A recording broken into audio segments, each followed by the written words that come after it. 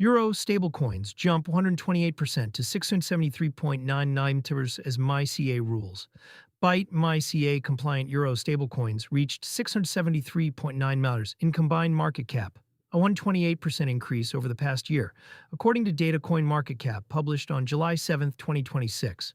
The figure covers euro-denominated tokens issued under the European Union's markets in crypto assets framework, and it lands as the last of MiCA's transitional grace periods for exchanges closes across the bloc. The number is small in absolute terms. Dollar-pegged stablecoins still dominate at roughly $260, and even the largest euro token is a rounding error next to Tether or USDC. The growth rate is the story, a market more than doubling in 12 months, against a backdrop of tighter rather than looser rules, runs counter to the usual assumption that regulation slows an asset class down. Compliance became the entry ticket. MiCA splits stablecoins into two buckets: e-money tokens pegged to a single currency, and asset reference tokens tied to a basket.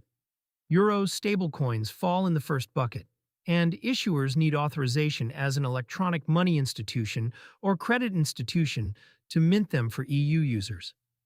That requirement knocked several non-compliant tokens off European exchange order books through 2026, most visibly USDT, which Revolut is dropping on August 31st with an auto-convert for leftover balances. The clearing out of unlicensed tokens created room. Circle's EURC, Societe Generale's EURCV, and a handful of smaller bank and fintech-issued euro tokens picked up the volume that regulated venues could no longer route through dollar or offshore stablecoins. The 128% figure is what that reshuffling looks like in aggregate. For context on how strictly the deadline is being enforced, OKX has declared itself fully MiCA authorized, and Binance has told affected EU users their assets remain safe as the grace window shut.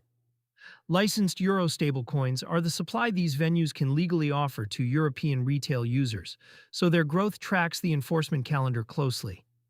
Still a fraction of the dollar market, the gap with dollar stablecoins remains vast. Even after doubling, 673.9 hour is about 1/4% of the dollar-pegged supply.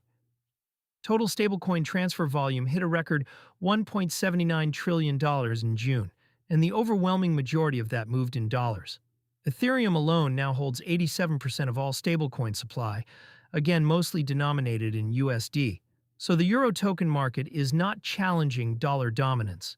It is filling a narrower need: euro-native settlement for European users, merchants, and businesses that would rather not carry currency risk on every transaction by holding a dollar token. That use case has a natural ceiling set by how much euro-denominated on-chain activity actually exists, and right now that is modest. The broader crypto tape stayed quiet while this data landed. As of July 7, 2026, Bitcoin traded at $63,901, up 0.5% on the day, and Ether at $1,799, up 0.5%, with the Fear and Greed Index reading 30, or fear. The euro stablecoin move is a structural regulatory story, not a price-driven one. The spending angle for European users' euro stablecoins matter for anyone spending crypto inside the eurozone. A card that settles in a euro-pegged token avoids the dollar-to-euro conversion leg that a USDC or USDT balance triggers at the point of sale, which can quietly add to the foreign exchange markup European cardholders pay.